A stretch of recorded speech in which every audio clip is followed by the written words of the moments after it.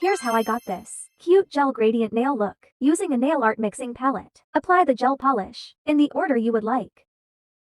I chose colors that already blend well. Light blue, blue, green, and yellow for easier blending. I am applying a generous amount, as I will be doing to other fingers. Next, apply a thin layer of matte top coat. This gives the gel a texture to stick to. Cure completely. You will need a wedge sponge applicator to apply and blend the gel gradient. I cut the sponge in half to give me an easier size to control.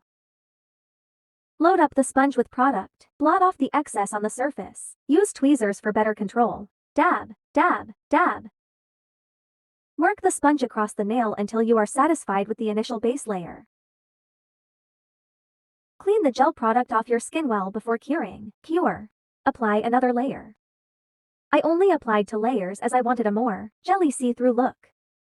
Clean up and cure in between layers. Nail art time. My theme for these nails was icing drip sugar candy. Use a dotting tool to dot and drag to get that drip effect outline. I am using my non-dominant hand, so it is more tedious doing drawn art. You can always use alcohol to fix any mistakes before curing.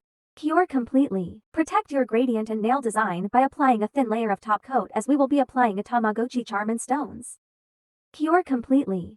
I used a mold and glow-in-the-dark glitter to make this charm. Use a thick rhinestone gel to apply your charm. Flash cure. This gel applicator makes it so easy to fill in around the charms. It is quite runny, so you just flood the cavities so you're not spending so much time on filling it with a thicker gel. Flash cure as needed. Apply a dot of gel and place your stones. I added most of the products I use on my Pinterest nail buys board. Flash cure. Now, for the little decorations. I am adding these little sparkle-shaped ones. Apply a thin layer of top coat and place them. Cure the entire nail. Apply a final top coat, making sure to seal in the charm and leaving as much of the top of the stones uncoated to maximize sparkle. Cure completely, and we're finished. Let me know your thoughts on my first nail art tutorial.